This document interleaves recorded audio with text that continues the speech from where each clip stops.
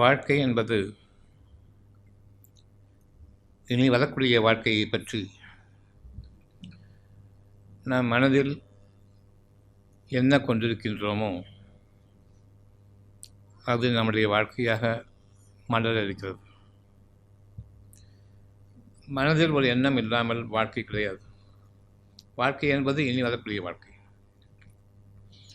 இதுவரையில் வாழ்ந்த வாழ்க்கை நம்முடைய மனதில் இருக்காது. வாழ்ந்து கொண்டிருக்கிற வாழ்க்கையும் நாம் வாழவில்லை. ஆனால் இனி என்ன, அடுத்த வேளை சாப்பாடு கூட அடுத்த வாழ்க்கை. இனி நமக்காக நிகழ இருக்கக்கூடியது என்ன? இதை எந்த அளவுக்கு நாம் நன்மையாக கொள்கின்றோமோ அது நமக்காக உருவாக இருக்கின்றது. இதுவரையும் நம்முடைய வாழ்க்கையை பார்த்தால் நம்முடைய சுகங்கள் அனைத்துமே நாம் வேண்டி பெற்றதாக இருக்கும். அதற்கான அடையாளங்கள், நான் சுகமாக வாழ்ந்து கொண்டிருக்கும் பொழுது எனக்கு பிரச்சனைகளும் சோதனைகளும் ஏற்படுகின்றன. அதனை நான் என் அறிவை கொண்டும் என்னுடைய முயற்சியை கொண்டும் என்னுடைய கைகளாலும் நான் சம்பாதித்தது தான். அறிவை கொண்டல்லாமல் நம்முடைய முயற்சிகள் எதுவும் இல்லை. உடல் உழைப்புகள் அவ்வளவும் என் அறிவு எனக்கு எதை கட்டளையிடுகின்றதோ அது என்னுடைய முயற்சியாக இருக்கிறது. அந்த முயற்சியில் நான் வாழ்கின்றேன் என்ற எண்ணமும் கொண்டு வாழ்கின்றோம். அவ்விதமானால் அந்த முயற்சியினுடைய பலன்களில் வாடும் பொழுது நான் சம்பாதித்தேன், நான் வாழ்கின்றேன். அந்த முயற்சியுடைய பலன்கள் நமக்கு இல்லை என்று ஆகும் பொழுது எனக்கு ஏன் இந்த நிலை என்று கேட்கின்றோம்.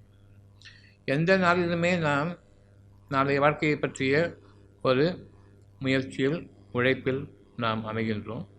அது சுகமாக இருக்கும் பொழுது நான் சம்பாதித்தேன். அந்த சுகத்தில் நஷ்டம் ஏற்படும் பொழுது அதனை நான் நீக்கிக் கொள்ள வழியில்லை. என்னுடைய வாழ்க்கை அங்கு முடிகிறது. உங்களுக்கு ஒரு பிஸ்னஸ் தெரியும், உங்களுக்கு ஒரு ப்ரொஃபஷன் இருக்குது. ஒவ்வொருத்தருக்கும் சம்பாதிக்கக்கூடிய ஒரு வழி, பணம் ஒன்றுதான் இறுதியாக அவர்களுடைய வழிகளில் அவர்கள் சென்றடையக்கூடிய இலக்கு. அந்த பணம் சம்பாதிப்பது மட்டும்தான் குறிக்கோளாக இருக்கிறது. எந்த வகையிலான வாழ்க்கையாக இருந்தாலும் சரி, என்ன ப்ரொஃபஷன் நீங்கள் படித்தாலும் சரி, கடைசியில் உங்களுடைய முயற்சியுடைய பலன் எங்கே போய் முடியுதுன்னு சொன்னால் பணம். ஒவ்வொருத்தருடைய வாழ்க்கையிலும் பணம் முக்கியமாக இருக்கிறது. இன்னும் சொல்லப்போனால் பணம் மட்டும்தான் வாழ்க்கை. பணம் இருந்தால் தான் 4 பேர் என்ன மதிப்பான். அப்போ பணம் கழிச்சிட்டா அடுத்த இலக்கு என்ன? 4 பேர் என்ன பெருமைப்படுத்தணும். அதற்காக நான் நிறைய சம்பாதிக்கணும். இறுதியாக நான் வாழ்கிறதுக்காக இல்லை, 4 பேர் என்னை மதிக்கணும், பெருமைப்படுத்தணும். நான் அவங்கள எனக்கு கீழே பார்க்கணும். நான் இழிவுபடுத்துறதுக்காக பிறந்திருக்கிறேன். மற்ற பேர் எல்லாருமே பிறந்திருக்கிறது நான் இழிவுபடுத்துறதுக்காக. நான் பிறந்திருக்கிறது இவங்க எல்லாம் என்ன பெருமைப்படுத்துறதுக்காக. பணத்தினுடைய அடுத்த நிலை, இறுதியாக இழிவானவர்கள் அவ்வளவு பேரும் என்னை பெருமைப்படுத்த வேண்டும். இப்படியாக ஒவ்வொருவருக்கும் அந்த எண்ணம் இருக்கிறது. இந்த அடிப்படை எண்ணம்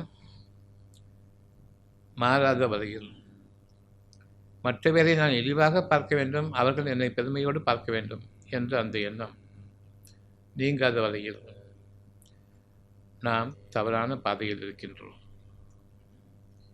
அந்த தவறான பாதையில் எனக்கு சோதனைகளும் உண்டு. அதை நீக்கிக்கொள்ள நான் வழி அறிய மாட்டேன். சோதனைகளுடைய உச்சகட்டத்தில் அது வேதனையாக மாறுவதற்கு முன்பாக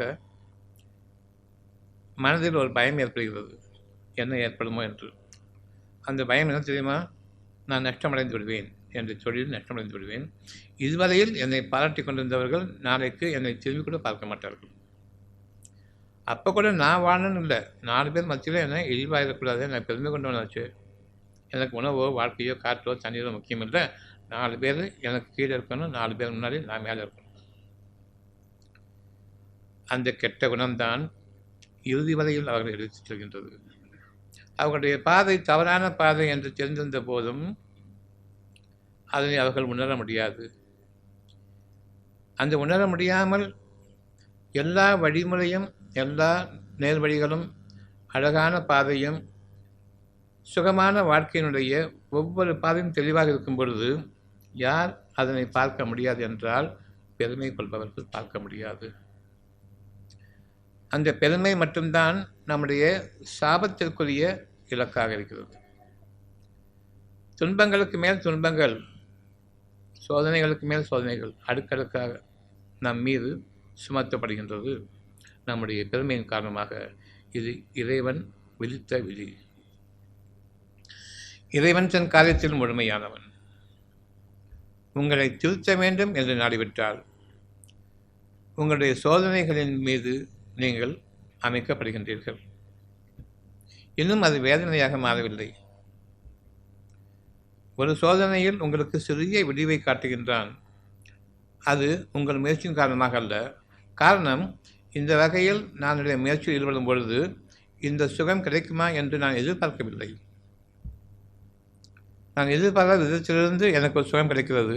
அந்த சுகத்தை அமைப்பவனும், அந்த சூழ்நிலையை உங்களுக்கு சாதகமாக அமைப்பவனும், உங்களுடைய வார்த்தைகளிலும் உங்களுடைய பார்வையிலும் பணிவை கொண்டு வந்து அதன் காரணமாக மற்ற மனிதர்கள் உங்களை பற்றிய நல்லெண்ணம் கொள்ளும் பொழுது உங்களுடைய சோதனைகளை சற்றே நீக்குகின்றான். பணிவோடு நான் வாடும் பொழுது என்னுடைய சோதனைகள் நீக்கப்படுகின்றன.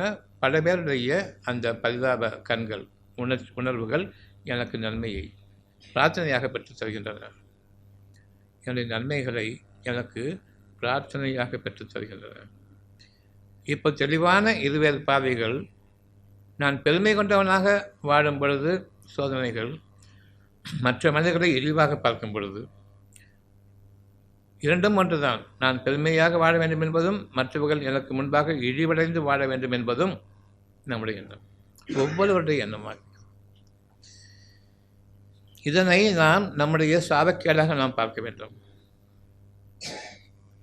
மற்றவர்கள் என் முன்பாக உயர்ந்து வரும்பொழுது அந்த பொறாமை எனும் கெட்ட குணத்திலிருந்து எவரும் மீண்டவர்கள் இல்லை.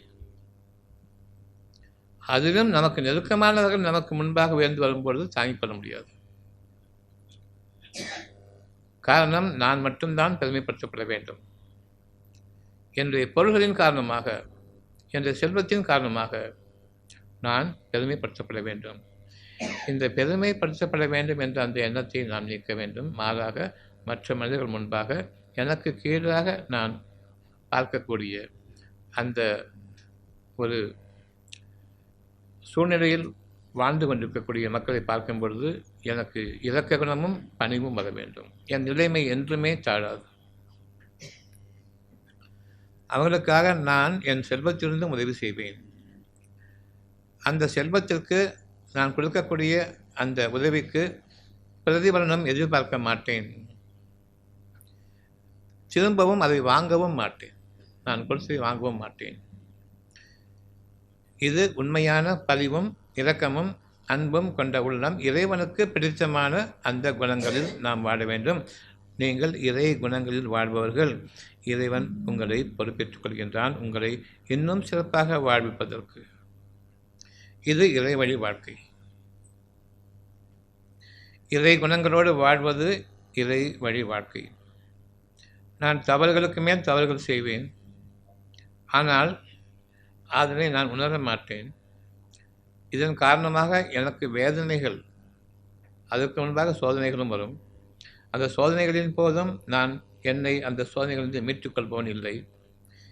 என் கரங்களால் நான் சம்பாதித்த அந்த வினை என்ன தெரியுமா? பெருமை கொண்ட அந்த எண்ணத்தை கொண்டு நான் வாடும் பொழுது இறைவனுக்கு விரோதமாக நான் வாழ முடியும். இறைவனோ உங்களுக்குள் இரக்கத்தை அமைத்திருக்கின்றான். பிறர் துன்பப்படும் பொழுது அந்த துன்பத்தை நீங்கள் சகிக்க முடியாத அளவுக்கு சின்ன துன்பமாக இருந்தாலும் சரி, அங்கு இறைவன் அந்த கருணையை அமைத்திருக்கின்றான். வேதனைக்கு போவதற்கு முன்பாக சோதனைகள் ஏற்படும் பொழுதே நாம் அவர்கள் மீது கருணை கொண்டவராக இருக்க வேண்டும். சோதனைகள் வேதனைகளாக மாறிய பின்னரும் நமக்கு கருணை தோன்றவில்லை.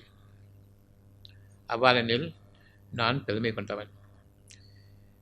ஒருவருக்கு உதவி செய்ய வேண்டும் என்ற அந்த எண்ணம் இயற்கையாக அது அமைய வேண்டும். அதனை நாம் செயற்கையாக மாற்றிக்கொண்டோம். பணம் என்ற ஒரு அடிப்படை நம் மீது இருப்பதன் காரணமாக, திணிக்கப்பட்டிருப்பதன் காரணமாக, கற்பிக்கப்பட்டிருப்பதன் காரணமாக, மனித சமுதாயத்தால் பணம் இருந்தால் தான் உன்னை மதிப்பான்னு கற்றுக் கொடுத்துருக்காங்களே, பணம் இல்லாதவங்கள் மீது நீ இறங்கணும்னு கற்றுக் கொடுக்குற.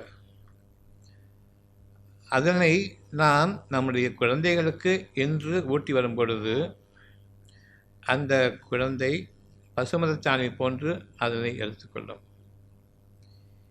இதுதான் நாளைய வாழ்க்கைக்கு அந்த குடும்பத்திற்கான பாக்கியம். இன்னொரு குடும்பத்தோடு இணையும் சம்பந்தம் ஏற்படக்கூடிய பாக்கியங்கள் இப்பொழுது வம்சங்களாக பெருகும். நான் மதிக்கப்பட வேண்டும் என்பதற்கு பதிலாக நான் மற்றவர்களுக்கு அந்த துன்பத்தை நீக்கக்கூடிய, உங்கள்கிட்ட பொருள் கேட்கல, உதவி கேட்கல, அந்த இரக்க குணத்தை நான் கொண்டு அவர்களுக்கு இந்த நிலைமை வேண்டாமே என்று எண்ணும் அந்த ஒரு எண்ணம் போதுமானது. அது இறைவனுடைய எண்ணம். நான் அந்த எண்ணத்தை மேற்கொள்கின்றேன். உங்கள் கண் முன்பாக அவர்கள் சுகமாகி வருவதை பார்ப்பீர்கள். இவ்வளவுதான் இறைவழி மருத்துவமும் இறைவழி வாழ்க்கையும். இன்றைக்கும் சரி, அந்த பணம் என்ற ஒன்றை சேகரிக்க வேண்டும் என்று எண்ணிக்கொண்டிருக்கின்றோமே, அந்த பணத்திற்கு உயிர் வேண்டும். அந்த பணம் அசைய வேண்டும். ஜடமாக இருக்கக்கூடிய அந்த பேப்பர் கொஞ்சம் அசையணும். நம்மகிட்டேருந்து உன்னதற்கு போகணும் தேவையுடையவர்களுக்கு. நான் அதிகமாக கொண்டிருக்கின்றேன், நான் பெருமைப்படுத்தப்பட வேண்டும். இதன் கூறுகின்றான், நீங்கள் கொடுங்கள், அந்த பணத்திற்கு உயிர் அழியுங்கள். யாருக்கு கொடுப்பது? யார் மீது உங்களுக்கு இரக்கம் ஏற்படுகின்றதோ கொஞ்சம் கொடுங்க, ஜாஸ்தி கொடுக்க சொல்கிறேன். அதை கொடுக்கும் பொழுது உங்களுடைய பெருமை நீக்கப்பட்டு மதிப்பிற்குரிய வாழ்க்கையில் உங்களை வாழ வைப்பான். பெருந்தன்மையான மனிதர் என்ற அந்த அழகான எண்ணங்களுக்கு உரியவர்களாக உங்களை உயர்த்துவான். பெருந்தன்மை மிக்க வாழ்க்கையை வாடுங்கள். பெருந்தன்மைகளை கொண்டு வாடுங்கள். பெருமை கொண்டவர்களாக வாழ வேண்டாம். பெருந்தன்மைக்கு பெருமை நேர் எதிரானது. மற்ற மனிதர்கள் மீது எந்த அளவுக்கு இரக்கம் கொண்டிருக்கின்றோமோ அந்த அளவுக்கு நீங்கள் இறைத்தன்மைகளை கொண்டிருக்கின்றீர்கள். இறைத்தன்மை நம்மை எப்பொழுதும் பாதுகாப்பதும் உயர்த்துவதும், இன்னும் நாம் அறியாத நன்மைகளை நம்ம கொண்டு வருவதும், அதன் காரணமாக ஒவ்வொரு இறைவனுடைய பாக்கியமும் நமக்கு அழகான மனநிலையாக அமையும் பொழுது இன்னும் நம்முடைய தாராளத்தன்மையும் நம்முடைய இருதயத்தின் விசாலமும் அதிகரிக்கும். மற்ற மனிதர்களுக்கு இன்னும் அதிகமாக என்பதிலிருந்து என்னுடைய நன்மைகள் செலவாகும்.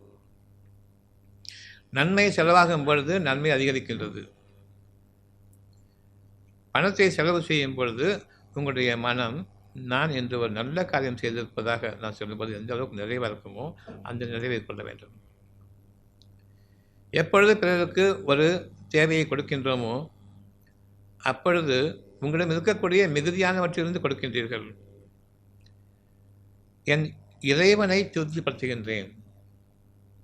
என் இறைவன்தான் எனக்கு முதல் முறையாக எனக்கு சுகத்தையும் எனக்கு இந்த உலகத்தில் அழகையும் அதில் எனக்கு ஒரு ருசியையும் செலவு செய்தலில் ஒரு ருசியையும் ஏற்படுத்தினான்.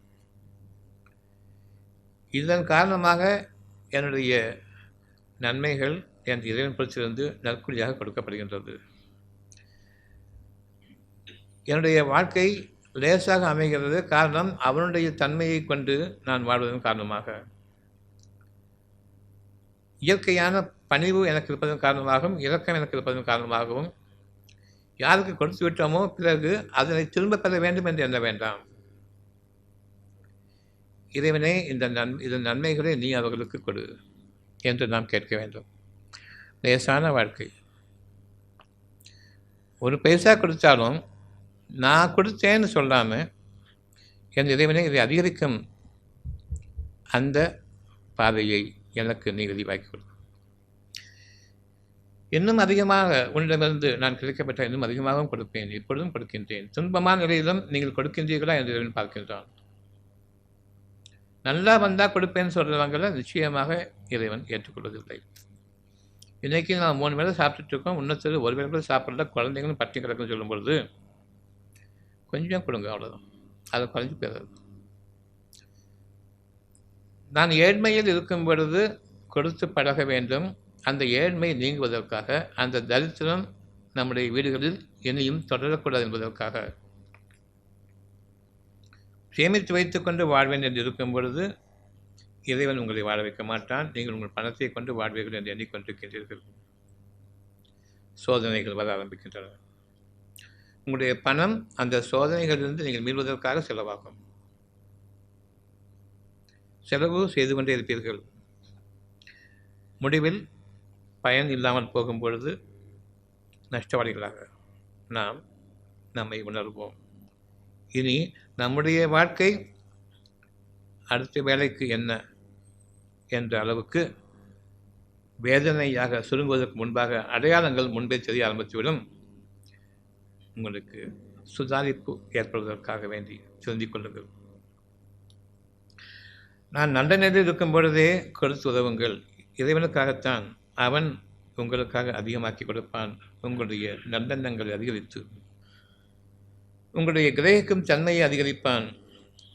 சுகமான பாதைகளில், தடையே இல்லாத பாதைகளில் உங்களுடைய செல்வங்களும், இதற்கு பெயர் செல்வம், பணம் இல்லை செல்வம். செல்வச் செழிப்போடு நீங்கள் வாழுங்கள். அங்கு பெருமை இருக்காது, பெருந்தன்மை இருக்கும். அங்கு உங்களுடைய செல்வாக்கு இருக்கும். சொல்வாக்கு வேண்டாம். என்னை பல பேர் புகழ வேண்டும் என்ற மற்றவர்களுடைய சொல் வாக்கு வேண்டாம். என்னிடமிருந்து ஒரு நன்மையான சொல் வந்தால் அந்த வாக்கு எதிர்படுத்தி நிறைய வேண்டும். அந்த செல்வாக்கு வேண்டும். எனக்கு பெருமை ஒன்று இல்லாமல் இருந்தால் மட்டும்தான் அது சாத்தியம். உங்களுடைய செல்வாக்கு உயரும் பொழுது உங்களுடைய வார்த்தைகளில் இருக்கக்கூடிய தூய்மைக்கு இறைவன் கொடுக்கக்கூடிய அந்த பாக்கியம் ஒவ்வொன்றும் மற்றவர்களுக்கு சுகமான உணர்வாக மாறும். அது நாளைய வாழ்க்கையில் உண்மைதான் என்ற சத்தியத்தை கொள்ளக்கூடிய வகையில் அவர்களுக்கு அவங்களுடைய வாழ்க்கையினுடைய வசதிகள் பெருக ஆரம்பிக்கும். இன்றைக்கு எனக்கு ஒரு சிறு நன்மை வந்தால் என்னுடைய செல்வத்தில் அதில் பிறருக்கும் பங்கு இருக்கிறது. நீங்கள் யாருக்கு கொடுக்க மாட்டீர்களோ அவர்களுக்கும் பங்கு இருக்கிறது. மழை பெய்தால் உங்களுக்கு மட்டுமல்ல மற்றவர்களுக்கும் உரிய பங்கு இருப்பதன் போன்று நீங்கள் எப்பொழுது எனக்கு என் இறைவன் அள்ளி கொடுக்கின்றான் என்ற அந்த எண்ணம் வரும்பொழுது மற்றவர்களுக்கும் தவிர உங்களுக்கு மட்டுமில்லை.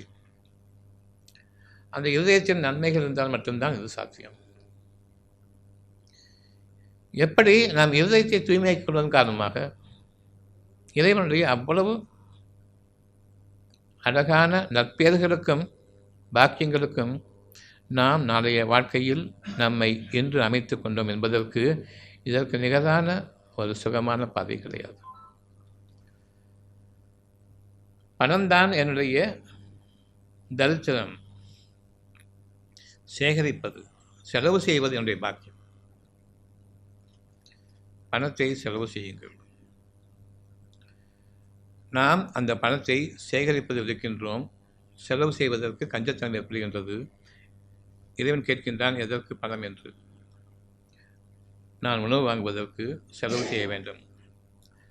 அப்படியென்றால் நீங்கள் சம்பாதிப்பது செலவு செய்வதற்காக, சேர்த்து வைப்பதற்காக இல்லை. எப்பொழுது சேர்த்து வைக்கின்றோமோ அப்பொழுது நீங்கள் செலவு செய்வதற்காக இல்லை என்று இருக்கும் பொழுது அந்த பணம் தேவையில்லை. கஞ்சத்தனம் வறுமைக்கு காரணமாக இருக்கிறது. இன்னும் அந்த பணம் என்றால் செலவாகிவிடும் என்ற காரணத்தால் நகைகளை வாங்கி நான் சேமித்து வைத்துக் கொள்கின்றேன் என்று இருக்கும் பொழுது தரித்திரமே ஆகிறது. எதுக்கு எந்த நகைன்னு கேட்கும் பொழுது ஒன்று பெருமைக்காக, அப்படி இல்லைன்னு சொன்னால் நாளைக்கு எனக்கு தரித்திரம் வரும், அப்போ செலவு செஞ்சு சாப்பிட்டுப்பேன். உங்கள் வாய்களிலே வரும் இது ஒரு இன்வெஸ்ட்மெண்ட். நாளைக்கு எனக்கு தரித்திரம் ஏற்படும், அப்பொழுது இந்த பணம், இந்த தங்கம் பணமாக மாறும், அந்த பணம் எனக்கு உணவாக மாறும். இன்வெஸ்ட்மெண்ட் அதான. எப்படி நமக்கு நாம் நாளைய வாழ்க்கையில் தரித்திரத்தை கற்பித்துக் கொண்டு வாழ்கின்றோம். நிச்சயமாக இந்த தரித்திர நிகழ்ச்சி நிகழும். உணவுக்காக இல்லை, என் வியாதிகளுக்காக அவ்வளவும் செலவாகும். இதனுடைய வாக்கு என்னவென்றால், எப்பொழுது உங்களுடைய கஞ்சத்தனம் உங்களை மிஞ்சிவிட்டதோ, இறைவன் என்னை வாழ வைக்க மாட்டான், இந்த பணம் தான் என்னை வாழ வைக்கும் என்று நீங்கள் எண்ணிக்கொண்டீர்களோ, இவ்வளவு காலமும் இறைவனுடைய சோதனைகளில் நீங்கள் உள்ளாகி உங்களுடைய முயற்சியை பலனளிக்காமல் இறுதியாக ஏதோ ஒரு தருணத்தில் இறைவனே என்று அழைத்தீர்கள். அதற்காக வேண்டி உங்களுக்காக நான் வாழ்க்கை பாதையை மாற்றினேன், சோதனைகளிலிருந்து உங்களை விடுவித்தேன். இதுதான் முடிவோ என்று நீங்கள் எண்ணக்கூடிய அளவுக்கு வேதனைகள் உங்களுக்கு வருவதற்கு முன்பாகவே அந்த சோதனைகளிலிருந்து உங்களை நான் விடுவித்தேன். வேதனைகள் என்ன, சோதனைகள் என்ன? சோதனை வேதனையாக மாறும் பொழுது உங்களுக்கு பொருள் அடிப்படையிலும் உடல் அடிப்படையிலும் மனிதனுடைய பார்வையின் அடிப்படையிலும் உங்களுக்கு இழிவு காத்திருக்கிறது. வேதனை சோதனையாக இருக்கும் பொழுது இது எப்பொழுது நிகழுமோ என்று அந்த பயத்தோடு வாழ்வீர்கள். அந்த பயம் இறைவனிடம் நான் தஞ்சமடைந்து என் பாவங்களுக்காக மன்னிப்பு தேடும் பொழுது மட்டும்தான் அந்த சோதனைகள் நீங்குகின்றன. எதனை பயந்திருந்தேனோ அந்த பயபக்தியின் காரணமாக நான் திருந்தும் பொழுது என்னுடைய வாழ்க்கை இந்த சோதனைகளிலிருந்து மீள்வது மட்டுமல்லாமல் இனி சோதனைகளே நிகழாத அந்த உயர்வான பாதைக்கு என்னுடைய வாழ்க்கை உயர்த்தப்படுகின்றது. என்னுடைய ஞானங்கள் உயர்த்தப்படுகின்றன. என்னுடைய அறியும் தன்மை உயர்த்தப்படுகின்றது. அந்த அறியும் தன்மை யாருக்கு உயர்த்தப்படும் என்றால், யார் நன்மைகளையும் தீமைகளையும் பிரித்து பார்க்கின்றார்களோ அவர்களுக்கு. இறைவன் மட்டுமே உங்களுக்கு உதவியாளனாக இருக்க வேண்டும் என்று எண்ணுங்கள். இங்கிருந்து தான் என்னுடைய வாழ்க்கை, நாளைய வாழ்க்கையை பற்றி ஆரம்பிக்கிறது. என்ன வேண்டும் என்று இங்கு இருக்கிறது, அதை நோக்கி நான் என் அறிவை கொண்டு சென்று கொண்டிருக்கின்றேன். என் அறிவோ இதுவரையில் எனக்கு கற்பிக்கப்பட்ட அறிவு, பணம் ஒன்றுதான் உங்களுடைய வாழ்க்கை என்று. ஆனால் அந்த பணம் எனக்கு உபயோகப்படவில்லை என்ற ஒரு சோதனை ஏற்படும் பொழுது யார் திருந்துகின்றார்களோ அவர்களுக்கு இனி சோதனை இல்லாத வாழ்க்கை, அழகான வாழ்க்கை.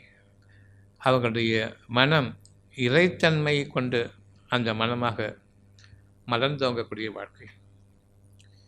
என்னுடைய இறைவன் எனக்கு உதவி செய்ய வேண்டும் என்றால் அவன் குணத்தில் நான் வாழ வேண்டும். அவன் என்னை பாதுகாப்பவன். ஏதாவது ஒரு குணத்தையும் வாழுங்கள். எல்லா குணமும் நீங்கள் படித்து வச்சுட்டு மனப்பாடம் பண்ணிட்டுருப்பீங்க. ஏதாவது ஒரு நல்ல குணம், இறை குணம் நீங்கள் கொடுக்க கூட வேண்டாம். இரக்கம் என்ற ஒன்று உங்களுக்குள் கற்பித்து கொண்டு வாழுங்கள். மற்றவங்க கஷ்டப்படும் பொழுது இரக்கம் என்ற ஒன்று இருக்க வேண்டும். பொறாமை என்ற குணம் இருக்கும் பொழுது அதக்க குணமாக மாறும். அவனுக்கு அவனுடைய இறைவன் காரணமாக, அவன் பிரார்த்தத்தின் காரணமாக ஒரு நன்மை அவனுக்கு நிகழும் பொழுது அது பொறுக்காமல் நான் பொறாமப்படுறேன். இரக்க குணம் பெருக வேண்டும். இது காசு பணம் தேவையில்லை. பொறாமை குணம் நீங்க வேண்டும். அவனே முன்னுக்கு வந்துட்டு இருக்கிறான், நீங்கள் அவன் பொறாமப்படாமல் இருந்தால் போதும். உங்கள் கெட்ட பார்வையை கொண்டு தீண்டாமல் இருந்தால் போதும். நீங்கள் நல்லா வந்துகிட்டு இருக்கும் பொழுது நான் உங்களுக்கு கொடுக்கல, உங்களுடைய பிரார்த்தனையின் காரணமாக இறைவன் உங்களுக்கு கொடுக்கின்றான். நீங்கள் சுகமாக வளர்ந்து வர ஆரம்பிக்கின்றீர்கள். எனக்கு காண பொறுக்கலை, பொறாமை கொள்கின்றேன். இப்போ என்ன நிகழ்வுன்னு சொன்னால், ஒரு நிரபராதி அவங்க எனக்கு எந்த கஷ்டமும் தெரியல, நீங்கள் அவங்களுக்கு எந்த உதவியும் செய்யலை. அவங்களுடைய இறைவன் நான் கொடுக்கும் பொழுது நான் பொறாமைப்படுகின்றேன். எதை பற்றி பொறாமைப்படுகின்றேன்? என் இறைவன் அவர்களுக்கு கொடுக்கக்கூடாது என்று. இறை பாக்கியங்களில் அவர்கள் வாழக்கூடாது. அவர்களை நல்ல நிலைமைக்கு பார்க்க எனக்கு சகிக்கவில்லை. இதான பொறாமைக்கான அடிப்படை என்னவென்றால், நான் இறைவனை நிராகரிக்கின்றேன். இறைவன் எனக்கு விரோதி. காரணம், என்னை மீறி அவனுக்கு கொடுத்தான். என் பொறாமை அந்த குணத்தில் நான் வாழ்வேன். அவர்கள் கீழிறங்கிவிட்டால், நிலைமை தாழ்ந்துவிட்டால் சந்தோஷப்படுவேன். இறைவனோ அவ்வளவு பேர் மீதும் கருணை கொண்டவன். தன் புறத்திலிருந்து கருணை கொண்டு ஒரு மனிதருக்கு அவன் உதவி செய்து அவர்களுடைய பாக்கியங்களில் அவர் பெருகி வரும் பொழுது கண்டிப்பாக அது இறை உதவி. அதனை நான் வெறுக்கும் பொழுது, பொறாமை கொள்ளும் பொழுது என் இறைவனை நான் எனக்கு விரோதியாக பார்க்கின்றேன். அந்த விரோத குணம் எனக்கு நானே என் இறைவனை எனக்கு விரோதமாக திருப்புகின்றேன். இப்பொழுது என்ன நடக்கிறது என்றால், அவர்கள் எதன் காரணமாக இதுவரையில் ஒரு துன்பமான சூழ்நிலை இருந்தார்களோ அந்த கெட்ட குணத்தை உங்களுக்கு நான் அமைக்கின்றேன். இப்பொழுது அந்த கேடுகள் உங்களை சூழ்ந்து கொண்டன. அவர்களுடைய பாவச்சுமைகளுக்கு நீங்கள் சுமப்பதற்கு இறைவன் உங்களை தயார்படுத்துகின்றான். கெட்ட குணங்களில் நீங்கள் அதிகரிக்கப் போகின்றீர்கள். உங்கள்கிட்ட என்ன பாவ குணம் இருக்குதோ அதை நான் சுமக்கின்றேன்.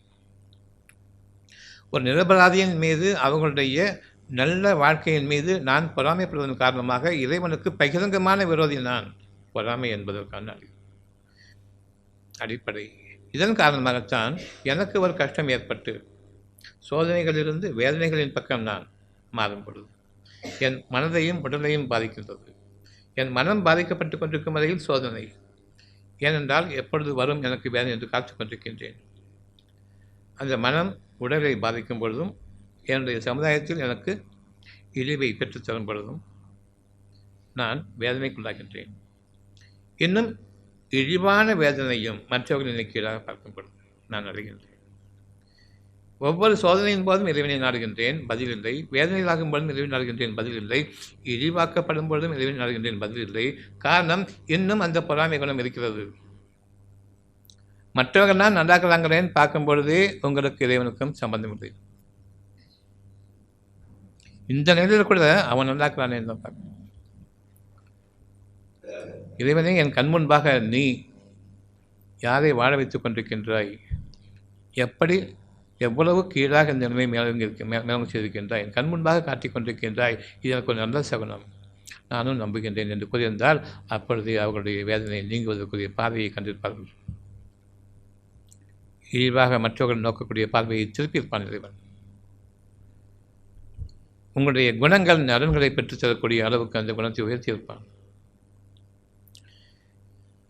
யார் யாருக்கெல்லாம் அவங்களுடைய இறைவன் பதில் அளிக்கவில்லையோ அறிந்து கொள்ளட்டும், இறைவனை இவர்கள் தன்னுடைய பகிரங்கமான விரோதியாக மனதில் வைத்திருக்கின்றார்கள். அதன் காரணமாக அவர்களுக்கு இரக்க குணம் அற்றுப்போய் அரக்க குணம் உருவாகி கொண்டிருக்கிறது.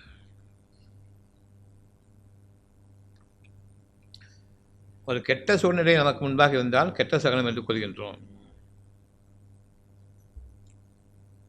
ஆனால் ஒருவன் நல்ல நிலையில் இருக்கும்போது பொறாமைப்படுகின்றோம், இது கேடாக மாற வேண்டும் என்று. அது நல்ல சகனம் நமக்கு நன்மை என்று எண்ணுவதில்லை. அந்த அளவுக்கு பார்வை மாறிவிட்டது.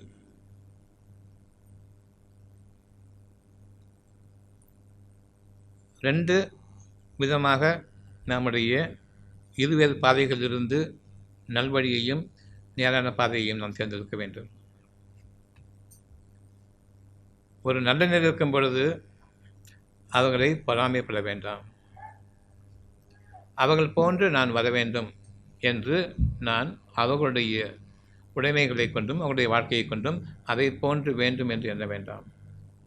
அது பொறாமையினுடைய ஆரம்பம். இது பார்த்து அழகாக இருக்குது, அதை பார்த்து அழகாக இருக்குது, இது நல்லா இருக்குது, அது சிறப்பாக இருக்குது என்று எண்ணாதீர்கள். எல்லாமே உலகத்தினுடைய பொருள்கள். நீங்கள் சிறப்பாக இருக்கிறது என்று ஒன்றை கூற வேண்டுமென்றால் அவர்களுடைய மனநிலையின் சிறப்புத்தன்மையை எடுத்துக்கொள்ளுங்கள். அவருடைய மனநிலை எந்த அளவுக்கு அழகாக இருக்கிறது என்பதை பாருங்கள். அந்த அழகை பாருங்கள், அது உங்களுக்கு உண்டு. அவருடைய உடைமைகளையும் அவருடைய பொருள்களையும் அவருடைய வாழ்க்கை வசதிகளையும் அவர்களுடைய வாழ்க்கை செழிப்புகளை உலகத்தின் அடிப்படையில் இருக்கக்கூடிய அந்த அடிப்படையை கொண்டு அவர்கள் வளர்ந்து வரும்பொழுது அது ஒரு பொருட்டாக எண்ண வேண்டாம். அது உங்கள் கண்களில் படவும் கூடாது.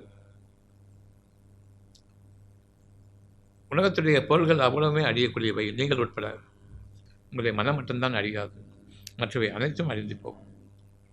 வானங்கள் முதலாக பூமி வரையிலும் அனைத்தும் அழிந்து போகும். உங்களுடைய உடலும் அழிந்து போகும், உங்களுடைய மனம் என்ற அந்த ஒன்றை தவிர. உயிரினங்களில் மிகவும் உயர்ந்த இனம் மனித இனம். காரணம், அவன் மனம். அவனுக்காக அவனுடைய வாழ்க்கை ஒட்டுமொத்தத்துக்கும் வழிகாட்டியாக படைக்கப்பட்டிருக்கிறது. அந்த வழிகாட்டுதல் இறைவனிடமிருந்து மட்டும்தான். அவனுடைய பொருத்தத்திற்கு நாம் வாடும் பொழுது அந்த வழிகாட்டுதல்கள் உங்களுக்கு இந்த உலக வாழ்க்கையில் சிறப்பான ஒரு அந்தஸ்தை கொடுக்கிறது. பெருந்தன்மைக்குரிய மனிதர் என்ற அந்த அந்தஸ்தை கொடுக்கிறது. பெருமைக்குரிய மனிதர் அல்ல, பெருமை பாராட்டத்தக்க மனிதர் அல்ல, பெருந்தன்மையோடு. அந்த தன்மை என்னவென்றால் அந்த தன்மை தனக்கும் வேண்டுமே என்று விரும்பக்கூடிய அளவுக்கு. அவங்களுடைய பொருள்களோ அவங்களுடைய வசதிகளோ வேண்டாம், அவங்களுடைய அந்த தன்மை எனக்கு வேண்டும் என்று அவர்கள் விரும்பக்கூடியது. பொருள் தரித்திரம், அருள் அழகு என்றென்றைக்கும். எவ்வளவு லேசாக சம்பாதிக்க முடியும் என்று பாருங்கள். இன்னைக்கு இந்த அறையை விட்டு வீட்டுக்கு போகிறதுக்கு முன்னாடி 1000 நன்மைகளை சம்பாதிக்க முடியும். மற்றவர்களுடைய வாழ்க்கையை பார்த்து இப்படி வாழ்கின்றார்கள் என்று ஏக்கம் இருக்கக்கூடாது. மற்றவருடைய வாழ்க்கையை பார்த்து அவரிடம் கொஞ்சம் பெருமை இருக்குமானால் அவர்களை மன்னிப்பாக தேவனே, அந்த பெருமை வேண்டாம். இதற்கு நிகராக ஒரு தர்மம் கிடையாது. தர்மம் என்பது மறைவானது, பொருள் அல்ல, பணம் கொடுக்கிறது கிடையாது. அதர்மத்தின் பாதையிலிருந்து அதற்கு நேர் எதிரானது தர்மம். அதர்மம் பொருள் அல்ல, எண்ணங்களின் கேடு. தர்மம் பொருள் அல்ல, எண்ணங்களின் மேன்மை. இது மட்டுமே தான் சம்பாத்தியம் ஒவ்வொரு நாளும். இதில் என்ன கஷ்டம் யாருக்கும்? பொறாமையை நீக்கிக் கொள்ளுங்கள். அந்த பொறாமையினுடைய அடிப்படை உங்களுடைய பெருமை. நான் மதிக்கப்பட வேண்டும், மற்றவர்களை இழிவாக நான் பார்க்க வேண்டும். இழிவும் வேதனையும் சோதனைகளும் என்னை சூடக்கூடிய அந்த நாள் நமக்காக நெருங்கியிருக்கிறது. இப்பொழுது நாம் அஞ்சிக் கொள்ள வேண்டும். எனக்கு எவ்வளோ பெருமை இருக்கிறது, எந்த அளவுக்கு நான் போகும்போது மற்றவருடைய வாழ்க்கையை பார்த்து இந்த வாழ்க்கை எனக்கு வேண்டும் என்று விரும்புகின்றோமோ கேடு இருக்கிறது. இந்த மாதிரி நமக்கு இல்லையே நினைக்கும் பொழுது அதிகமான கேடு இருக்கிறது. அவன் மட்டும் அப்படி வாழ்கின்றானே என்று எண்ணும் பொழுது பொறாமை. எங்கு என்னுடைய வாழ்க்கையை சரியாக ஆரம்பிக்கின்றது. எவ்வளவு முட்டி மோதினாலும் சரி, உங்களுடைய உடல் உழைப்பு உங்களை களைப்புக்கும் சோர்வுக்கும் விரக்திக்கும் உண்டாக்குமே தவிர உங்களுடைய அழகான வாழ்க்கையின் பக்கம் இன்னும் உற்சாகமாகவும் உத்வேகமாகவும் செயல்பட ஒருபோதும் உங்களுடைய மனதில் அந்த திராணி இருக்காது. மனம் சோர்வடையும் பொழுது கவனியுங்கள், நான் தவறிக்கொண்டிருக்கின்றேன். மனம் உற்சாகமாக இருக்கும் பொழுது இன்னும் தீர்க்கமாக கவனியுங்கள், இது பெருமையின் உற்சாகமா அல்லது இறைவன் எனக்கு அருள் புரிந்து விட்டான், எனக்கு நெருக்கமாக இருக்கின்றான், நான் அவனுடைய நன்மதிப்பில் ஆகியிருக்கின்றேன் என்ற அந்த சத்தியத்தின் விளைவாகவா? இரண்டாவது அடிப்படையில் நாம் வாழ வேண்டும். இறைவனுடைய நன்மதிப்பில் நான் ஆகியிருக்கின்றேன். அப்படி என்றால் அவனுடைய குணங்கள் என்று இருக்கிறதா? நிச்சயமாக அது வேண்டும். அந்த குணங்களை கொண்டு வாடுங்கள். இனி நமக்கும் நம்முடைய இறைவனுக்கும் இடையே அவனுடைய குணங்களில் நான் எவ்வளவு வாழ்கின்றேனோ அதை பொறுத்துத்தான். அவனுடைய குணங்கள் என்ன? அன்புமிக்கவன் அப்படின்னா புகழ்ந்துட்டீங்களே, தேவை கிடையாது. அந்த அன்பை கொண்டு நீங்கள் உங்களுடைய வாழ்க்கையில் பிரதிபலிக்கின்றீர்களா என்பதை மட்டும் கவனிக்கும்.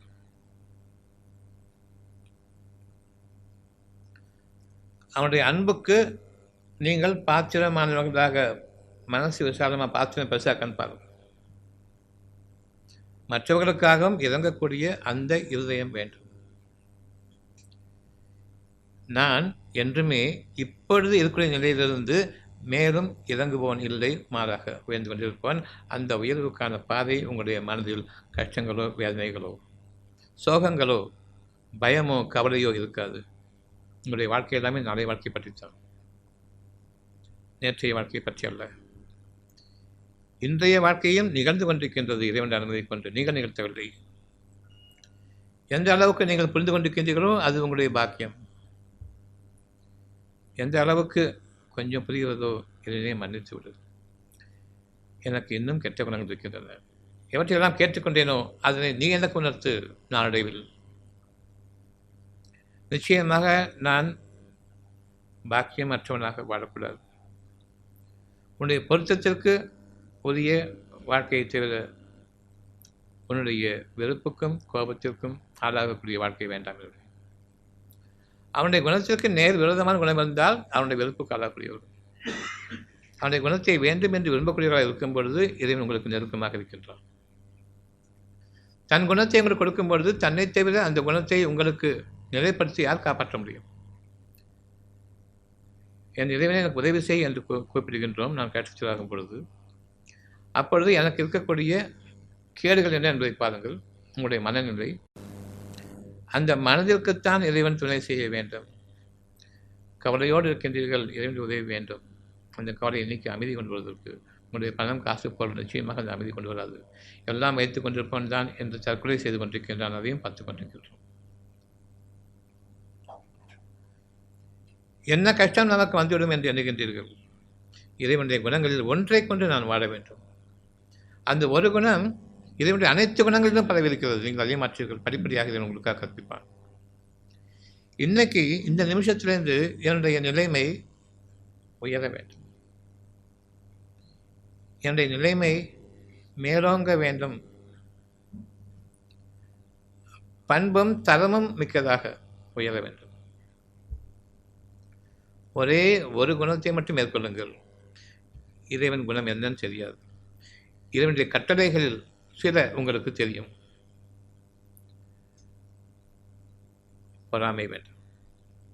கண் தீட்டு என்று நீங்கள் கூறுவீர்கள். யார் பொறாமை கண் பட்டுச்சோன்னு கூறுவீங்க? உங்களுக்கு கஷ்டம் வரும் பொழுது உங்களுடைய கண்கள் யாரை தீண்டியதோ அவங்களுடைய நிலைமையை பார்த்து இப்படி இருக்கின்றார்களே என்று ஏங்கி அவர்களுக்கு இது இல்லாமல் இருந்தால் நான் அமைதியாக இருப்பேனே. நான் உயர்ந்தது என்ன கிடையாது, அவன் கீழே இறங்கிட்டா நான் அமைதியாக. அந்த பொறாமை குணத்தை கொண்டு நான் வாழ்கின்றேன். மற்றவர்கள் நன்மையை நான் விரும்ப வேண்டும். எனக்கான கேடு யார் கண்பட்டதோ என்று நான் கூறும் பொழுது, யார் மீது உங்கள் கண்பட்டதோ அவர்களுடைய பாவங்கள் தான் உங்களை வந்து சேர்ந்தது. உங்களுடைய நன்மைகள் அவர்களுக்கு போய்விட்டன. இவ்வளவுதான் இறைவனுடைய தீர்ப்பு. எவ்வளவு கஷ்டத்தோடு நான் வாழ்கின்றேனோ, இது பிறரிடமிருந்துள்ள ஒரு பாவத்தை நான் சம்பாதித்து என்னுடன் இருக்கக்கூடிய கொஞ்சம் கொஞ்சம் நல்ல குணமும் அவர்களுக்கு போய்விட்டது. மாற்றக்கூடிய அதிகாரம் படைத்தவன் இறைவன் தான். யானைக்கு ஒரு காலம் சொன்னால் பூனைக்கு ஒரு காலம் கூட நாம் வெறும் வார்த்தையில் பேசிக் கொண்டிருக்கின்றோம். நான் யானையாக இருக்கும்பொழுது பூனையை இழிவாக பார்த்தேன். அந்த இழிவு அவர்கள் உங்களை விட்டு உயர்ந்து வரும்பொழுது பொறாமை கொள்வீர்கள். இந்த இரண்டும் ஒன்றுதான். இறைவனுடைய பெரும் கோபத்திற்கு நீங்கள் ஆளாகிவிட்டீர்கள் பொறாமையின் காரணமாக. அந்த நிலையிலேயே அவர்களுடைய பாவம் எனக்கு, அவர் உயர்ந்து வரும்போது என்னுடைய நன்மைகள் அவருக்கு. எந்த அளவுக்கு 2 வேதங்களில் நான் துன்பப்படுகின்றேன். இனி எனக்கு விமோச்சனம் உண்டா? இந்த நிலையிலும் சரி, யார் திருந்திக் கொண்டு பாவம் கேட்கின்றீர்களோ, திருந்திக் கொண்டு மனம் திருந்தியவர்களாக இனியும் இந்த பாவமான குணம் எனக்கு வேண்டாம் என்று எப்பொழுது நீங்கள் கேட்கின்றீர்களோ, அப்பொழுது இறைவன் உங்களை மன்னிப்பதில் தாராளமானவன். அந்த தாராளமானவன் என்னை ஏற்றுக்கொண்டான் என்பதை எப்படி நான் அறிய வேண்டும் என்றால், பொறாமை குணம் நீங்கிவிட்டது. பிறர் மீது யார் துன்பப்படுகின்றார்களோ அவர்கள் மீது இரக்கம் அதிகமாகின்றது. நமக்கும் நம்முடைய குடும்பத்தினருக்கும் நம்முடைய வம்சங்களுக்கும் இனி சாபமோ கண்தீட்டோ தரிசனமோ கிடையாது.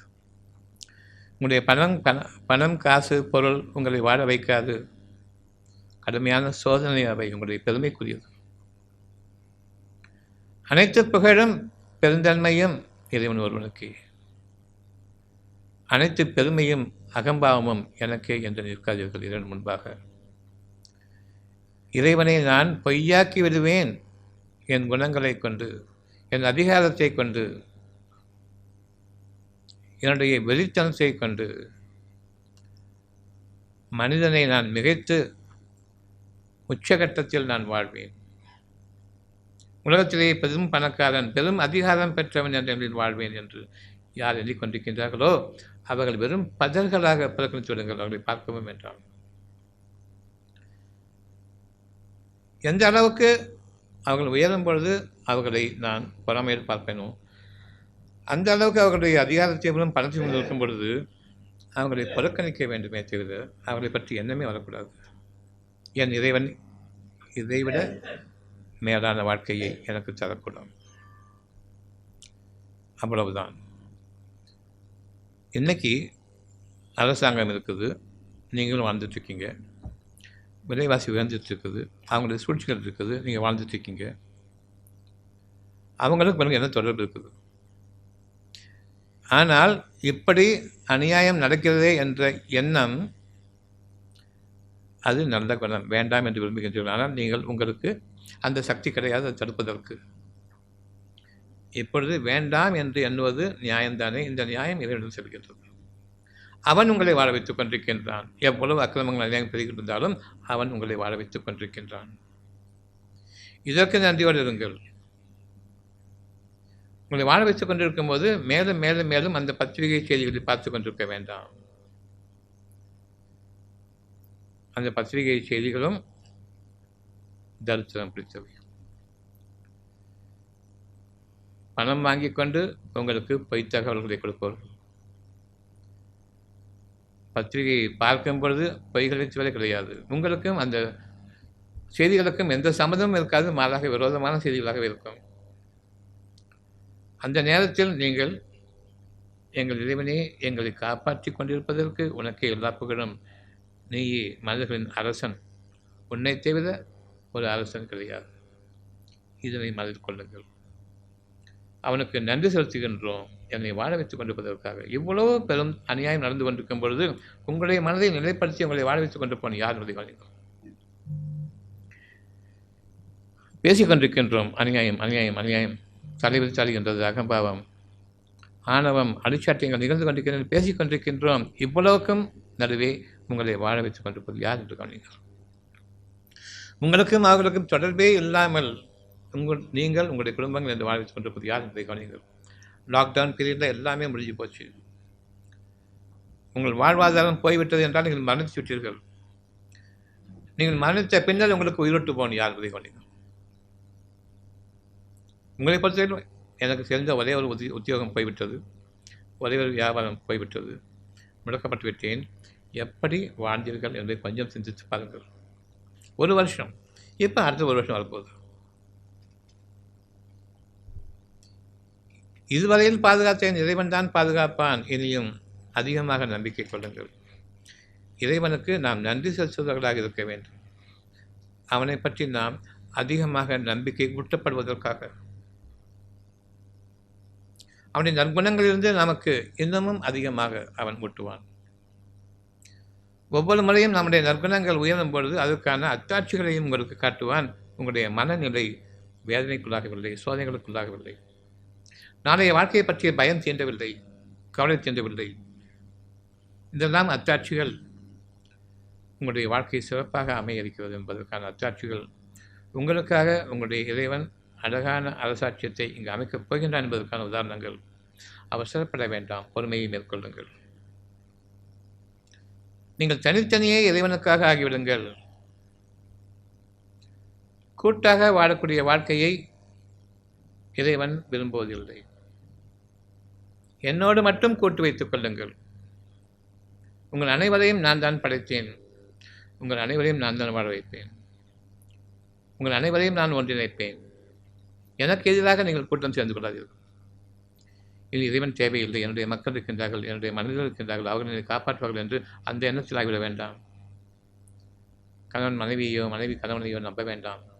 பெற்றோர்கள் பிள்ளைகளையோ, பிள்ளைகள் பெற்றோர்களையோ நம்ப வேண்டாம். எல்லாம் ஒட்டுக்காக சேர்ந்து என்னுடைய நண்பர்கள் நட்புறவுகள் என்று சம்பந்தங்களை நம்ப வேண்டாம், நம்பக்கூடாது. ஆக இறைவன் ஒருவன் தான். இப்போ நம்ம உட்கார்ந்து வாழ்ந்துட்டு இருக்கோமே, கூட்டாக வாழ்ந்துட்டு இருக்கோமா, தனித்தனியாக வாழ்ந்துட்டு இருக்கோமா?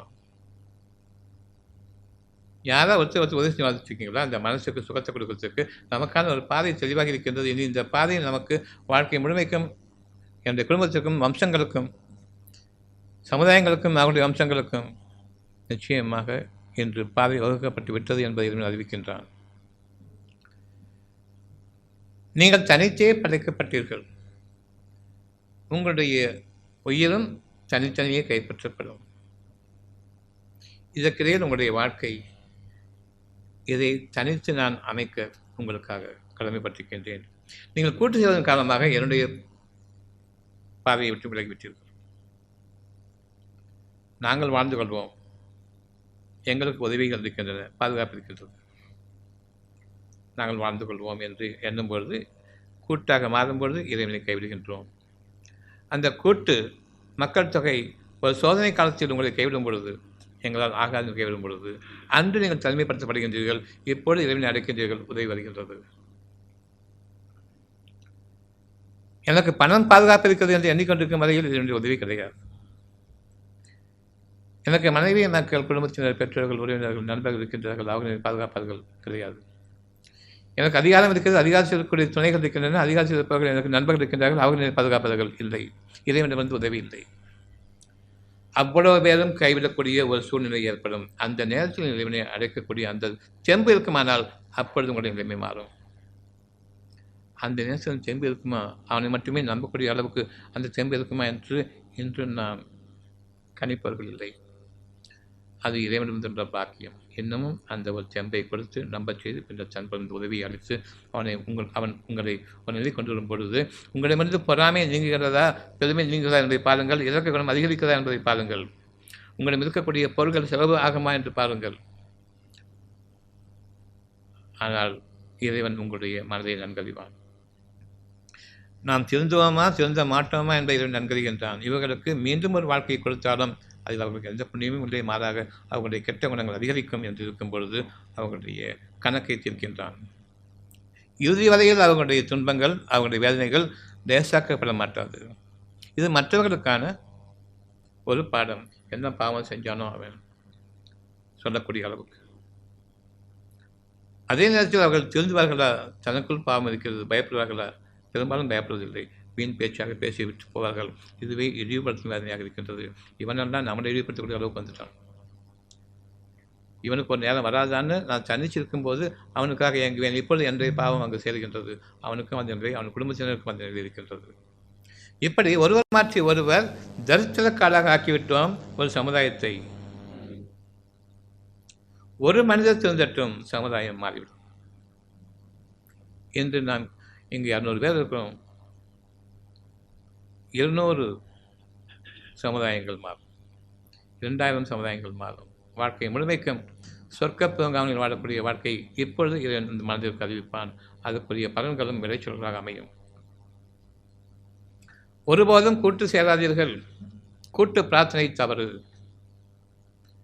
நெஞ்சத்தோடு இணைந்த பிரார்த்தனை வேண்டும். அந்த பிரார்த்தனையில் உன்னுடைய குணங்களை கொண்டு வாழவே குணநலம் பெற நீ என்னை வாழ்த்து. நாமும் ஒருவருக்கு மற்றவர் குணநலன்கள் பெற வேண்டும் என்று வாழ்த்துகின்றோம். குணம் பெற வாழ்த்துகின்றோம். சுகமாகுங்கன்னு வாழ்த்து கிடையாது, குணம் பெறுங்கள். அந்த குணம் இறை குணம். அதில் ஒன்றே ஒன்று இலக்க குணம். இது போதும். மனிதாபிமானம் என்பது அந்த இலக்க குணத்தின் அடிப்படையை கொண்டு மட்டும்தான். அந்த இலக்கம் இயற்கையாக வரும் வரையில் நான் இன்னமும் திருந்தவில்லை. ஊருக்காக காட்டக்கூடாது. நிச்சயமாக இயற்கையாக அமையும் பொழுது ஊர் பார்க்க மாட்டார்கள். செயற்கையாக அமையும் பொழுது ஊர் பார்க்க வேண்டும் என்று எனக்குள் விருப்பம் இருக்கும். அவர்களும் பார்ப்பார்கள். கண் தீட்டு ஏற்படும். பெருமை கொண்டவன் என்ற பெயர் தான் ஏற்படுமே தவிர இலக்கத்தின் காரணமாக இவன் கொடுத்தான் என்ற அந்த ஒரு நற்பெயர் நமக்கு ஏற்படாது. காசு பணத்தை செலவு செய்ய ஆரம்பியுங்கள். சேர்த்து வைத்து நாளைக்கு வாழ்வேன் என்று இருக்கும் பொழுது இன்றே நாம் மரணித்தவர்கள். காசு பணம் உங்களுடைய வாழ்க்கை அல்ல, குணமும் உணவும் உங்களுடைய வாழ்க்கை. உணர்வு பெறுவது உங்களுடைய வாழ்க்கையினுடைய அத்தியாயத்தினுடைய புது பக்கங்கள். உணர்ச்சிகளில் வாழ்வது நாம் அழிந்து கொண்டிருக்கூடிய வாழ்க்கையினுடைய மிக கெட்ட உதாரணங்கள். நம்பிக்கை கொண்ட மக்களாக அதன் காரணமாக இறைவன் அவனுடைய குணங்களை கொண்டு ஊட்டி இதனுடைய பாதை எவ்வளவு மேன்மையானது என்பதை தெளிவாக, அப்பட்டமாக, இன்னும் வெளிச்சமாக, ஒளிவிளக்காக நமக்கு அமையும். ஒவ்வொரு பார்வையிலும், ஒவ்வொரு எண்ணத்திலும் நான் நாளைக்கு நன்றாக வாழ வேண்டும் என்றால் நாளைக்கு நான் மனிதர்களை நல்ல பாதையில் அமைப்பதற்காக வேண்டி என்னை உதாரணமாக்கக்கூடிய அந்த குணங்களில் நான் வாழ விரும்புகின்றேன். மனிதர்களுக்கு உதாரணங்களாக வாழுங்கள். மனிதர்கள் முன்பாக நீங்கள் பாக்கியம் பெற்றவர்களாக வாழுங்கள். மற்ற மனிதர்கள் மீது இரக்கம் கொள்ளுங்கள். பொறாமை வேண்டாம், பெருமை வேண்டாம். இந்த இரண்டையும் நீங்கள் நீக்கிக் கொள்ளும் காலமெல்லாம் இதனுடைய பெரும் அழகான பாதை உங்களிடம் இருக்கின்றது. நீங்கள் கூட்டு வாழ்க்கையை வாழாதீர்கள், கூட்டு பிரார்த்தனை மேற்கொள்ளாதீர்கள். உங்களுடைய தேவைகள் தனித்தன்மையானது. உங்களுடைய நெஞ்சத்தில் நீங்கள் இறைவனுடைய உதவியை அவனுடைய பண்புகளை கொண்டு வாழ்வதற்காக, குணங்களை கொண்டு வாழ்வதற்காக அவனிடம் திரும்புங்கள். பள்ளிவாசல்களிலோ சர்ச்சுகளிலோ கோயில்களிலோ கூட்டு பிரார்த்தனை என்பது ஒரு வேடிக்கை. ஊர் மக்கள் காட்டிக் கொண்டிருக்கின்றீர்கள். மதங்கள் கூடாது, இறைவனுக்கு மதம் வேண்டும். நீங்கள் எந்த கூட்டத்தோடு சேர்ந்திருக்கீங்கன்னு பார்க்கலான்னா மனசு எப்படி இருக்குன்னு பார்க்கலான்னா, அந்த மனசு என்னுடைய குணங்களை கொண்டிருக்கிறதா அல்லது எந்த கூட்டங்களை கொண்டிருக்கின்றீர்களோ அந்த கூட்டங்களுக்காக மதிப்பு அவங்களுக்கு. மீண்டும் மீண்டும் வலியுறுத்தப்படுகின்றது, மனதில் உங்களுடைய பிரார்த்தனை அமைய வேண்டும். மனம் உங்களுடைய கோவிலாக இருக்க வேண்டும். அங்குதான் நீங்கள் இறைவனை சந்திக்க முடியும், இறைவனிடம் பேச முடியும், இறைவனுடைய பேச்சை கேட்க முடியும். அடுத்தவங்கள்ட்ட பேசினாலே கலவரம், இறைச்சல், இறைவனுடைய பேச்சை கேட்க முடியாது. மதங்கள் இறைவனுக்கு விரோதம். இறைவனுக்கு எதிராக நீங்கள் கூட்டு சேர்ந்து கொண்டு பல கூட்டங்களாக இருக்கின்றீர்கள். ஒருவர் மீது ஒருவர் அலைமோத விட்டு இன்று நின்று கொண்டிருப்பது போன்று அடித்து கொண்டு சாக வேண்டும். மதம் என்ற அந்த அடிப்படையில் நாம் வாடும்பொழுது மதங்களை விட்டுவிடுங்கள், மனம் பொருந்திய மனிதர்களாக நாம் மாறியிருக்கின்றோம். என்று தனி மனிதனாக நான் வாடுகின்றேன், குடும்பத்தோடும் வாழவில்லை. என் பொருட்டு குடும்பம் வாடுகின்றது. காரணம், அவர் நன்றாக இருக்க வேண்டும் என்று நான் விரும்புகின்றேன். அந்த விருப்பத்திற்கு இறைவன் வாழ வைக்கின்றான். நான் தான் என் குடும்பத் தலைவன், நான் தான் என் குடும்பத்தை பாதுகாக்கின்றேன், நான் தான் பாதுகாக்க வேண்டும் என்ற அந்த ஒரு கெட்ட எண்ணம் இறைவனை மறுத்து அவனை பொய்யாக்கி நான் தான் கடவுள் என்று ஆகும் பொழுது இப்பொழுது ஒரு கடவுள் தான் இருக்க முடியும். உங்களுடைய நிலைமை படிப்படியாக கீழே இறங்கி நான் கடவுளே என்று கதறக்கூடிய அந்த நிலைமை வரும் வரையில் உங்களை சோதிக்கின்றான். அதன் பின்னரும் உங்களுக்கு இன்னொரு வாழ்க்கை கொடுக்கும் பொழுது நீங்கள் திருந்தியவர்களா இல்லையா என்பதை அவன் அறிகின்றான். இவ்வளவு பரிதவித்துக் கொண்டிருக்கும் நிலையில் நான் மரணம் அடைந்தேன், உதவி செய்யவில்லை என்பதற்கான அடையாளம், உதவி செய்திருந்தால் இன்னும் கடுமையான மோசமான இறைவனுக்கு விரோதமாகவும் மனிதர்களுக்கு கடுமையான விரோதியாகவும் துரோகியாகவும் மாறிவிடுவான். அதில் பெண்களும் குழந்தைகளும் பெரியோர்களும் இன்னும் நன்மையாளர்களும் நிச்சயமாக பாதிக்கப்படுவார்கள். இவர்கள் பாதிக்கப்பட்டுவிட்டால் அந்த சமுதாயம் நரகப்பிரியாக மாறிவிடும், நரகமாக மாறிவிடும். இறைவன் அதை விரும்பவில்லை. இந்த ஒரு மனிதன் அளிப்பதன் காரணமாக இப்பொழுது இருக்கக்கூடிய நகரம் நரகமாக மாறாமல் தடுக்கப்பட்டுவிட்டது. பிறகு இவர்கள் அவர்களுக்காக தவசம் செய்வதும் பாத்தியா ஓதுவதும் அவர்கள் சொர்க்கத்துக்கு அனுப்பதாங்க. இவங்க தீர்ப்பை மாற்றி எழுதுன்னு சொல்லி உங்களுடைய வாழ்க்கைக்கான நன்மைகளுக்கும் தீமைகளுக்கும் கூடிதான் நீங்கள் மரணம் அடையும் பொழுது. எப்பொழுது நான் மரணம் அடைகின்றேனோ அப்பொழுது என்னுடைய ஃபைல் க்ளோஸ் ஆகும். அதுக்கு நன்மைகளும் தீமைகளும் தான் எனக்கான மர்மிக்கான கூடி சொர்க்கமாக நரகமாக என்பது இது எந்த சந்தேகமும் கிடையாது. இதை மாற்றி எழுதுன்னு நான் சொன்னால் அவன் கேட்டிருப்பான் அப்படின்னு இங்கே இருக்கக்கூடிய பூசாரி கூட்டங்கள், ஒவ்வொரு மதத்தை சார்ந்த பூசாரி கூட்டம் நம்புகின்றது. எப்படி இது வருஷம் அதுவும் ஒரு வருஷத்துக்குள்ளே அவன் தீர்ப்பு மாற்றிடுவான், இவர் மாற்றுவார், அவன் மாற்றிடுவார் இப்படியே நடந்துட்டுருக்கோம். நிச்சயமாக மனித பூசாரி கூட்டங்கள் 3 மதங்களிலும் இன்னும் எத்தனை மதங்கள் இருக்கின்றதோ ஒவ்வொரு பூசாரி கூட்டமும் வேதம் தெளிவாக தெரிந்த பின்னரும் அறிந்தே வடிகெடுக்கின்றார்கள். நாம் அவர்களை விட்டு விலக வேண்டும். தனித்தன்மையோடு கூடிய மனிதனாக மாறிவிடுங்கள். உங்களுக்கு உங்களுடைய நேரடியான தொடர்பு, அங்கு புரோக்கர்கள் கிடையாது. என்று நீங்கள் கேட்டுக்கொண்ட எந்த ஒன்றையும் தவறிவிட வேண்டாம். போகும்போதும் நன்மையை சம்பாதியுங்கள், வரும்போதும் நன்மையை சம்பாதியுங்கள். உங்கள் கண் முன்பாக யார் பட்டுவிட்டார்களோ அவர்களுடைய நன்மைக்காக நீங்கள் வருந்துங்கள். உங்களுடைய பாக்கியங்களை அவன் உயர்த்துவான். உங்களுக்காக நீங்கள் கேளுங்கள், கொஞ்சம் பொறுங்கள் என்று பொருள். பார்ப்போம். உங்களுடைய பாவங்களே நீங்கள் சம்பாதித்தது தான். மற்ற மனிதர்கள் மீது பொறாமை கொண்டும் உங்களை பெருமைப்படுத்திக் கொண்டும் உங்களுடைய நன்மையான குணங்களை அவர்களுக்கும் அவர்களுடைய கெட்ட குணங்களையும் சம்பாதித்துக் கொண்டதால் தான். இந்த பெருமையும் பொறாமையும் விடும் வரையில் இறைவன் உங்களுக்கு உங்களுடைய வாழ்க்கையை மாற்றியமைப்ப போவதில்லை. காரணம், மீண்டும் இந்த நிலைக்கு திரும்புவீர்கள். இன்னும் கெட்ட உதாரணங்களாக மற்ற மனிதர்களுக்கு வாழ்வீர்கள். இந்த நகர வாழ் மக்கள், அதற்குரிய பெரியோர்கள், நன்மதிப்பாளர்கள், குழந்தைகள், பெண்கள், வயதிகர்கள், குற்றத்திற்கு உள்ளாதவர்கள் யாருமே பாதிக்கப்படக்கூடாது என்பதற்காக வேண்டி ஒருவரை நீக்கிவிடுகின்றான். கெட்ட உதாரணமாக ஆக்கி இப்படி நீங்கள் வாழக்கூடாது என்பதை மற்ற மனிதர்களுக்கு அறிவித்தோம். அப்படிப்பட்ட ஒரு வாழ்க்கையை நாம் வாழ்ந்து தொலைக்க வேண்டாம். நன்மதிப்பாளர்களாக, இதனுடைய நற்குணம் பெற்றவர்களாக, நன்மையை மட்டுமே கற்றுக்கொண்டவர்களாக, தனித்தன்மை உடையவர்களாக தனித்தனியே வாடுங்கள், கூட்டாக வாழ வேண்டாம் உதவிக்காக என்று வைத்துக்கொண்டு வாழாதீர்கள். இதன் ஒருவன் போதுமானவன் அகிலங்களில் உங்களை வாழ வைப்பதற்கு. நம்முடைய இன்றைய நாள் நன்மையின் பக்கம் திரும்புகின்றது. போகும்பொழுது நன்மையை சம்பாதிங்கள், எந்த நேரத்திலும் எந்த நிலையிலும்.